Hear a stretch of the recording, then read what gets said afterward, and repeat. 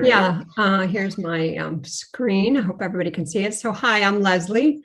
I'm the executive director and co-founder of a nonprofit in New York called Street Lab. And Street Lab creates and shares programs for public space across the city. We're a funny little organization that has really grown over the past 10 years, filling a niche and a need, all focused on public space. We've developed a series of programs that we provide across the city, and the programs all have sort of a physical component that transforms space and creates a place to gather. So some of the examples of our programs are our reading room, a portable reading room, Read, a drawing station. We have something called Explore, which is almost like a natural history museum exhibit about urban nature, building station. You can see crazy Lego, writing, and we work all over the city in all kinds of public spaces.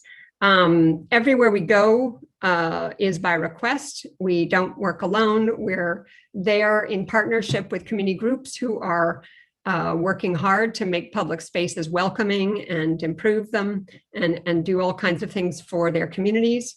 And we now provide, in a typical year, about 150 days of programming. So what happened with the pandemic, of course, like everyone, we did have to stop. But in our case, we didn't really have to change much about what we do because we don't rely on walls. So when restrictions were lifted in July, we were ready to go back out there on the street with some new programs designed from the ground up, specifically for the pandemic and for open streets, because that had just been announced. So this is just a shot of West 9th Street in Red Hook on the very day that restrictions were lifted in July of last year.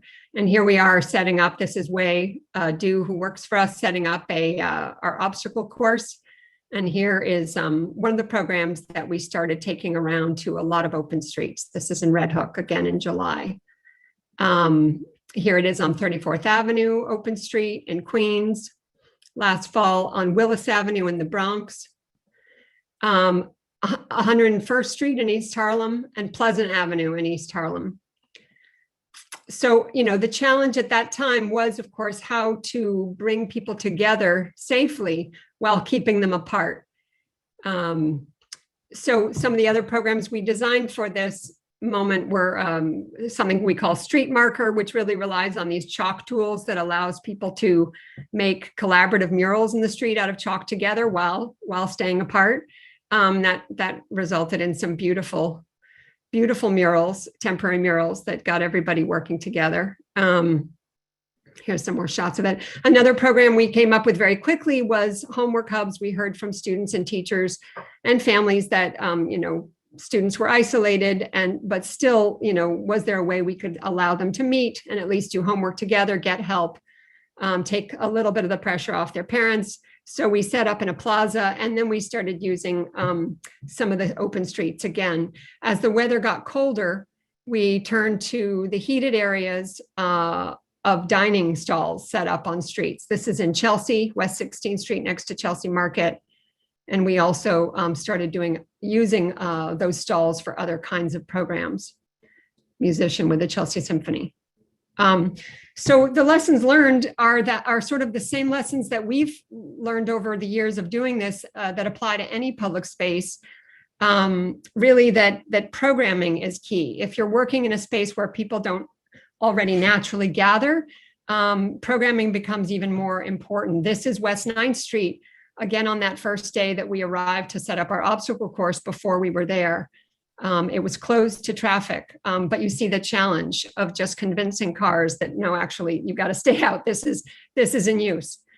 And I think also what happens on streets is perhaps even more of an opportunity to fulfill the promise of public space, which I think is places where we can connect, forging this compact of living together and sharing space. When we do things like a reading room on the street, and it's something that doesn't involve cars, there's more of a transformation. And it's this juxtaposition that sends more of a message. This is from back in 2013, from our first reading room that we called the Uni.